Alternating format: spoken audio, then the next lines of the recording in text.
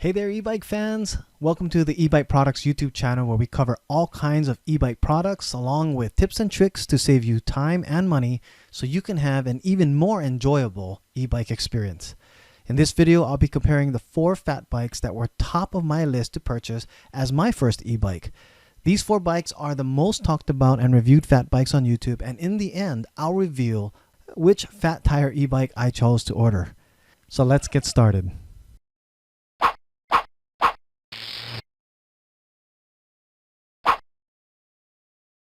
Welcome to my overview of the 4 different fat tire bikes that I was considering on purchasing. Trying to keep it down to about 10 or 15 minutes, just do a really broad overview, touching only on the main points. And if you really want to go into detail and learn more about e-bikes, go ahead and watch the other video and I'll provide the link on the bottom because I'll be probably launching both of these videos at the same time. So let's start with these 4 bikes that we have here and the reason why I started, and this was the top of my list. First of all, these are all 750 watt rear hub motor bikes, all Bafang motors as well, and taking into consideration was the price point. Now, the juiced bike, when I first started doing my research, it was actually $22.99 as a base price, and it is now $24.99. At this point in time during this recording, they are out of certain sizes. They only have the large in stock and the medium is out of stock. Now, the Bolton BlackBird is at $21.99, and this is a pre-order price only.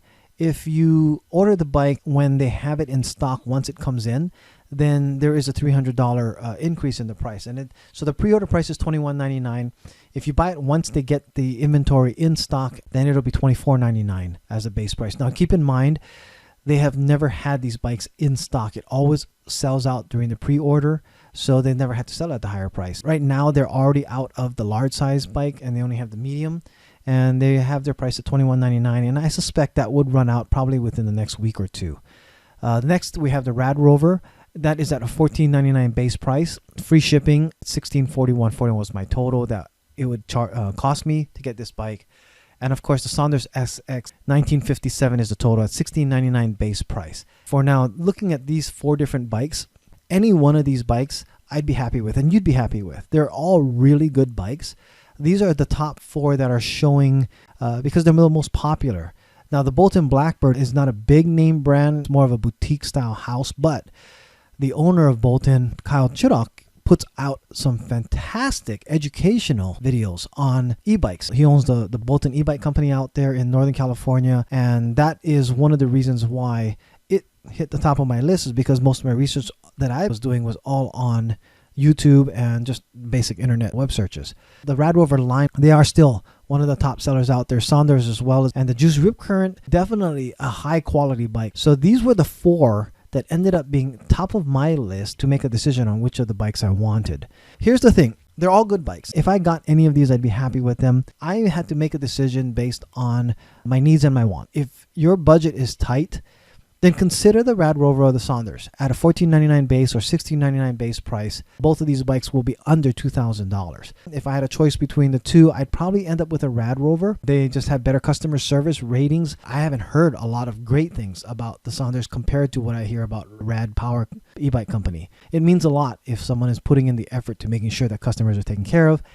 That's another reason why a Radrover might be an option for you, not only if budget is something to worry about, but also is if you need support on your bike.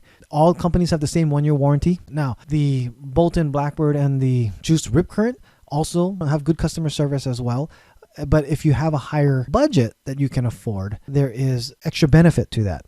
You know, Radrover, they're not using cheap parts. Let me go over the 4 different bikes here on what makes the biggest difference to me on why I ended up buying the bike that I did and spend a little more money on a higher end bike, is because I got the necessary accessories as part of the price, that I didn't have to order all the extra stuff that would actually jack up maybe a lesser priced bike. These 2 top bikes, the juiced and the Bolton bikes, both have racks on them, and they come with that standard. Both the Rad Power and the Sondors do not come with racks.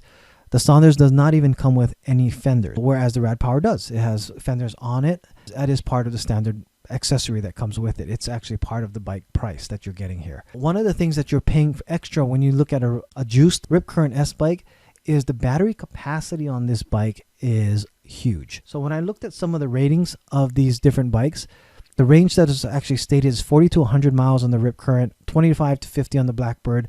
The Radrover is up to 45, so you're looking about 20 to 45 miles on the Radrover, and the Sondors is 40 to 60. Just know that that is ranges that they're giving, but it all depends on your weight, depends on what kind of riding you're doing, if your conditions are hilly, if it's smooth. I mean, there's so many factors regarding this. Another thing that you'll get with these two bikes at a higher price range is they're faster bikes. Now, they come locked at a Class 2 rating, which is the same rating that the two other bikes will come in. So all four will come at a max of 20 mile an hour settings. The Juice bike and the Blackbird both have the ability to open that up so you can unlock it to go up to 28 miles an hour. And that's just a setting. That's all you do is you just unlock it. And all four of these bikes have throttles, and that was very important to me, which is why these four ended up on the top ratings. They're all fat tires. They're all at least 4 inches wide. The higher priced juiced RipCurrent has this lot larger battery if you look at row 16 here, but you see it's a 52 volt 19.2 amp hour battery, which is 998 watt hours. That is the largest of the four bikes. The next one is the Bolton BlackBird, also at 52 volts. Now these two higher voltages also means that you're going to be getting a lot more power out of your motor. Even at 750 watts, all of them are Bafang motors. The extra voltage and the higher amperages in the controllers will give you peaks of about 1300. Now the Radrover has a 750 watt motor. It does not give a peak rating, so I'm guessing the motor could actually really be a 500 nominal, which means it's going to be a little less power on it. Nothing wrong with that. Still gets up to the 20 miles that it promises, which is going to leave it at the Class 2 level. There are ways to make it go faster. There's a great YouTube video by a guy named Citizen Cycle. If you look him up on YouTube for his channel, look up some of his upgrades to his Radrover, and he even gives you the pricing on it. I ended up getting a Bolton BlackBird.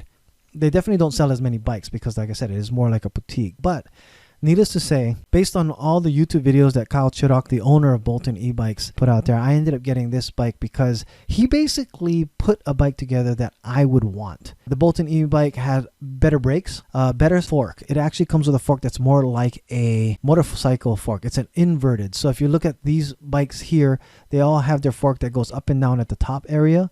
That's where the silver will go, bounces in and out. So their fenders can stay actually fixed because the bike is going up and down from the fork here. The inverted fork, the wheel goes up into the fork this way. So the fender has to be actually mounted at the top. I don't particularly care for the look this way, but I understand why it has to be that way. That's a small thing. This bike will be used for commuting, and all of this was a consideration. Every single one of these would do great for commuting. All of these will go a little bit off-road. The RipCurrent is a lot more stylish bike. They have multiple colors, but most of all, the benefit if you're looking for a longer riding battery without having to recharge as much, definitely the size of that battery that you're going to get, that would be a consideration. It was a close call between the two when you look at the two different bikes. One of the other things that I really liked about the Bolton bike is that nothing is like a proprietary part. A lot of things are just upgradable because it's basic bike parts, not specially made for only one particular brand. Like to get another battery put in here, I don't know if you can easily find another battery like this, where this battery can be bought and mounted on there. There's ways of doing that that's a lot easier. It's a lot more manageable bike for maintenance. It's a solid bike. It has everything I want. So that is the quick rundown and why these four were great options depending on what your needs are, what your budget is, what you're going to be using this bike for. You know, my spreadsheet here, like I said, you'll be able to take a look at this. It has all of the different options that are and are not available to you. The other reason I picked on the Bolton BlackBird, which the Juiced also had, was they have actually smaller sizes. The other two bikes, they only come in one size. So I went with a medium on the Bolton bike. Again, I got a great deal on it. $21.99 is actually a really good price. I was even thinking about building my own bike. Tried to price out all the parts to get one together. Costs way more than that. And a big important part of these two bikes here is they also are torque sensing bikes. On the RipCurrent and the Bolton BlackBird, they use torque sensors. The other two use cadence sensors. Nothing's wrong with that. That's something that it's just a matter of preference. That's one thing to consider. You are looking at the four bikes again that hit the top of my list. If you see anything or if you heard anything that I incorrectly stated on this, please comment below. Let the community know. I'm new to the e-bike world. I just spent hours and hours watching dozens of videos, and every waking moment I had or every free moment just watching all of the reviews that are out there.